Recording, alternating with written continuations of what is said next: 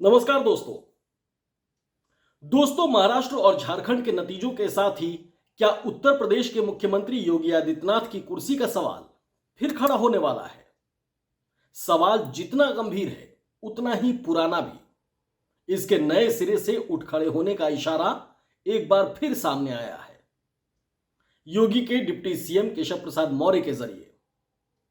योगी के ठीक नीचे बैठे केशव प्रसाद मौर्य असल में क्यों बिठाए गए हैं और उनका काम क्या है, यह अक्सर सामने आता रहता है।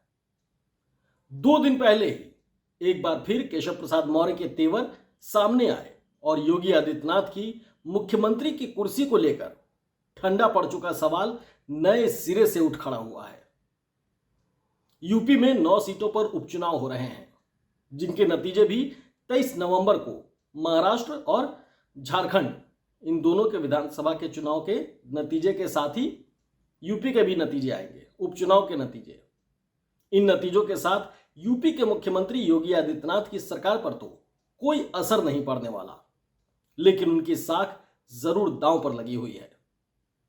साथ ही योगी आदित्यनाथ की मुख्यमंत्री की कुर्सी भी दांव पर ही लगी है।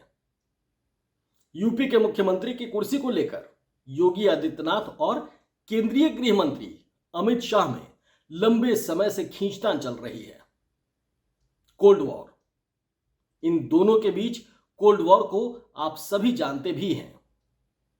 बहुत शुरुआती दौर में प्रधानमंत्री नरेंद्र मोदी भी इस जंग में अमित शाह के साथ दिखाई देते थे, लेकिन गोरखनाथ पीठ के महंत योगी आदित्यनाथ के साथ आरएसएस चीफ मोहन भागवत खड़े हैं। इसीलिए शायद नरेंद्र मोदी ने अपने पांव पीछे खींच लिए। लेकिन योगी को मुख्यमंत्री बनाए रखने के लिए ऐसा लगता है कि अमित शाह के स्टैंड में कोई बदलाव ही नहीं आया है। पिछले दिनों योगी और शाह के इस जंग में योगी ने खुद को एक बार फिर 20 साबित किया। 20 बताया जाता है कि योगी के इस दांव में संघ प्रमुख मोहन भागवत के साथ ही प्रधानमंत्री नरेंद्र मोदी ने भी उनका साथ दिया। यह मामला यूपी पुलिस के मुखिया डीजीपी को लेकर था। यूपी के डीजीपी मींस राज्य सरकार अपनी तरफ से चाहती थी कि हमारी मर्जी का चुना जाए। योगी अपनी मर्जी का चुनना चाहते थे, जिसके लिए योगी सरकार ने नया नियम पास भी करवा दिया और शाह को सरपास कर दिया था। उस वक्त मैंने एक वीडियो में आपको यह भी बताया था कि कैसे अमित शाह और योगी की कोल्ड वॉर में फिलहाल संघ और मोदी के साथ मिलकर योगी ने शाह को किनारे लगा दिया है। लेकिन यह कहानी का एक चैप्टर था। अमित शाह कैसे रिएक्ट करते हैं, वही योगी और शाह के बीच जंग के असली चैप्टर की कहानी लिखेगा। अब लगता है कि शाह के यूपी में बैठे सिपहसालार केशव प्रसाद मौर्य ने योगी और शाह के बीच की जंग के अगले चैप्टर की शुरुआत कर दी है। योगी ने जिस नारे की इजाद की, जिसे संघ का भी समर्थन बताया जाता है, जिस नारे को लेकर प्रधानमंत्री नरेंद्र मोदी इतने उत्साहित हुए कि उन्होंने इसका नया वर्जन ही कर दिया और झारखंड और महाराष्ट्र चुनाव जीतने का मूल मंत्र बना दिया।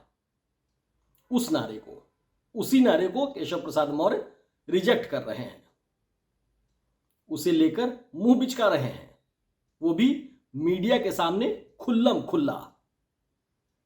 फूलपुर विधानसभा सीट से बीजेपी प्रत्याशी दीपक पटेल के समर्थन में एक कार्यक्रम में मौर्य जी झूसी पहुंचे हुए थे। मीडिया के लोग भी वहां जमा थे, काफी जमावड़ा था। इसी दौरान एक पत्रकार ने उनसे पूछ लिया कि मुख्यमंत्री के बटेंगे तो कटेंगे के नारे पर आपका क्या कहना है। फिर उप मुख्यमंत्री ने जवाब दिया। हालांकि सवाल बहुत ज्यादा सीधा साधा था, बहुत कोई टेढ़ा सवाल नहीं था, नॉर्मल सा सवाल पूछा था उन्होंने। लेकिन डिप्टी सीएम ना जाने क्यों भड़क गए और ऐसे भड़के कि उन्होंने बोल दिया कि मुख्यमंत्री की बात पर मुझसे टिप्पणी क्यों लेते हो। सीएम योगी ने नारा किस संदर्भ में और क्यों दिया है, इस पर मेरा बोलना ठीक नहीं है। लेकिन हमारे नेता मोदी हैं और हम उनके दिए नारे एक हैं तो सेफ है नारे के साथ है, यह भी जता दिया था। दोस्तों, प्रधानमंत्री नरेंद्र मोदी तो पूरे बीजेपी के नेता हैं, लेकिन जब राज्य का मुख्यमंत्री एक लाइन लेता है तो उसकी पूरी कैबिनेट आमतौर पर उसी लाइन पर चलती है। गठबंधन में हो सकता है कि दूसरे दल के मंत्री अलग राय रखें, लेकिन अपनी ही पार्टी का नेता, वो भी डिप्टी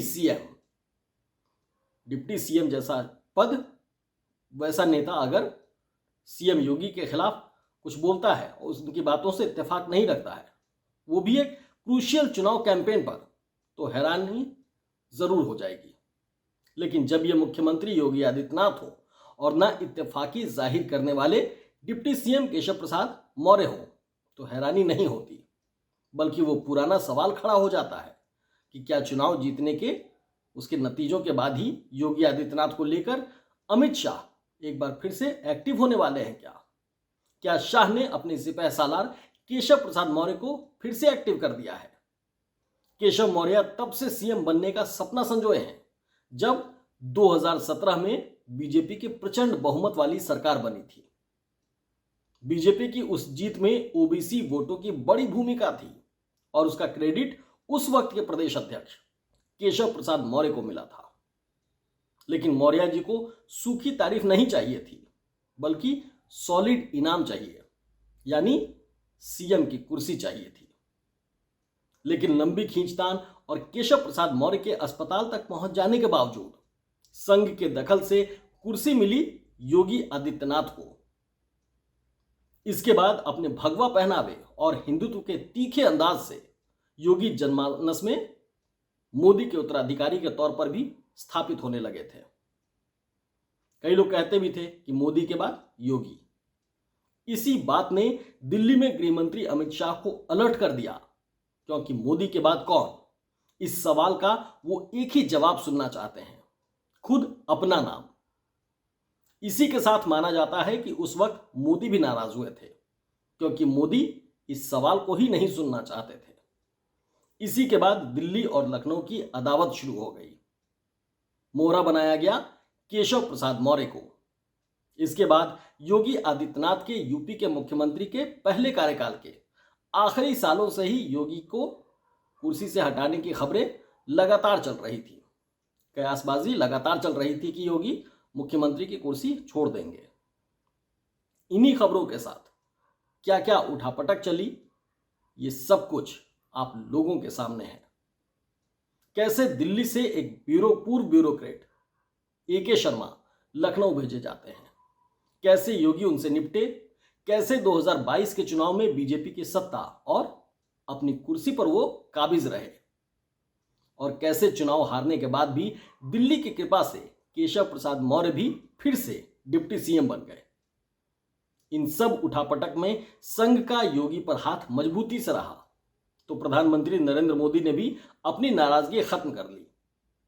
लेकिन अमित शाह अपने एजेंडे पर कायम रहे और लगातार कायम है।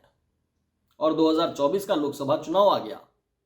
चुनाव में राहुल गांधी और अखिलेश यादव की जोड़ी ने कास्ट सेंसर और पिछड़े दलितों का मुद्दा उठाकर इस तरह उछाल दिया कि लखनऊ में बैठे केशव प्रसाद मौर्य और दिल्ली में बैठे अमित शाह को शायद फिर से मौका मिल गया।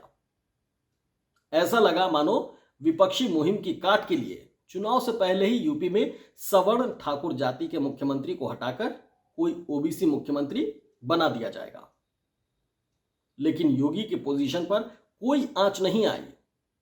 लोकसभा चुनाव के बाद पहले से ज्यादा तगड़ा मौका केशव प्रसाद मौर्य और अमित शाह को फिर दिखा, जब यूपी में बीजेपी महज 33 सीटों पर सिमट गई और अखिलेश यादव की समाजवादी पार्टी 37 सीटों के साथ सबसे बड़ी पार्टी बनकर उभर आई। अखिलेश के साथ मिलकर मरना सन्न हो चुकी कांग्रेस में भी नई जान आ गई और कांग्रेस भी लोकसभा की 6 सीटें जीत गई। बीजेपी को यूपी से जितना ज्यादा घाटा हुआ, दिल्ली में नरेंद्र मोदी की प्रधानमंत्री की कुर्सी बहुमत से तकरीबन उतनी ही पीछे चली गई। अब तो योगी को मुख्यमंत्री की कुर्सी से हटाने की चर्चा पूरे शबाब पर थी, लेकिन वो चर्चा भी वक्त के साथ ठंडी पड़ गई, इस दलील के साथ कि उपचुनाव के बाद इस पर फैसला होगा, आगे फैसला लिया जाएगा। लोकसभा चुनाव तो मोदी के चेहरे पर लड़ा गया और सारी रणनीति मोदी के चाणक्य अमित शाह ने बनाई। ऐसे में हार की गाज योगी पर कैसे गिराई जा सकती है? तो इस चर्चा ने जोर पकड़ा कि उपचुनाव तो सीधे मुख्यमंत्री की जिम्मेदारी होंगे। उनके नतीजों के आधार पर योगी का फैसला किया जाएगा। इस बीच योगी ने एक ऐसा काम किया जो सीधे सीधे अमित शाह को चुनौती देने जैसा है। कई सालों से केंद्रीय गृह मंत्री अमित शाह के साथ टसल की वजह से जो मुख्यमंत्री योगी अपना परमानेंट डीजीपी तक नहीं बना सके थे या फिर नहीं बना पा रहे थे, उन्होंने एक नियम बनाकर खुद डीजीपी चुनने का हक ले लिया। इसके बाद से ही योगी और शाह के बीच की नई जंग नए अध्याय के साथ उसका अंदेशा लगाया जा रहा था, जो लगता है कि केशव प्रसाद मौर्य के बयान के जरिए इशारों में सामने भी आ गया है, जो 2 दिनों पहले उन्होंने टिप्पणी की थी। उपचुनाव के नतीजे भी महज 5 दिनों बाद ही आ जाएंगे। 20 तारीख को वोटिंग होगी और 23 तारीख को रिजल्ट। वैसे योगी के बयान से किनारा करने वाले केशव प्रसाद मौर्य अकेले नहीं हैं। प्रधानमंत्री नरेंद्र मोदी ने अपना नया नारा गढ़ा, एक है तो सेफ है। हालांकि मोदी के नारे को महाराष्ट्र बीजेपी के पंकजा मुंडे से लेकर सहयोगी अजीत पवार तक खारिज कर चुके हैं। वहीं योगी के नारे से किनारा करते हुए रक्षा मंत्री राजनाथ सिंह ने चुनाव प्रचार के दौरान वोटरों को सलाह दी कि न बंटना है न कटना है, जबकि शिवराज सिंह चौहान ने नया नारा दे दिया, जुड़ोगे तो जीतोगे। बीजेपी की इस उलझी हुई अंदरूनी सियासत और योगी आदित्यनाथ की कुर्सी का एक नया चैप्टर 23 नवंबर को नतीजों के बाद सामने आ सकता है। हमारे ये संपूर्ण विश्लेषण आपको कैसा लगा, आप हमें कमेंट बॉक्स में जरूर से बताइएगा। साथ ही हमारे चैनल एक्सक्लूसिव खबर को लाइक और सब्सक्राइब जरूर कर लीजिए, ताकि हर एक खबरों का विश्लेषण आपको जरूर से मिलता रहे। एक और चीज, आप हमारे जितने भी पुराने वीडियोस देखेंगे, सभी में संपूर्ण विश्लेषण ही है। तमाम खबरों से जुड़ी हुई संपूर्ण विश्लेषण आपको मिलेगा, और उसी विश्लेषण के साथ आप लाइक और सब्सक्राइब कर लीजिए, ताकि आप भी उस खबरों को आप तक वो खबरें पहुंचती रहें। बहुत बहुत धन्यवाद।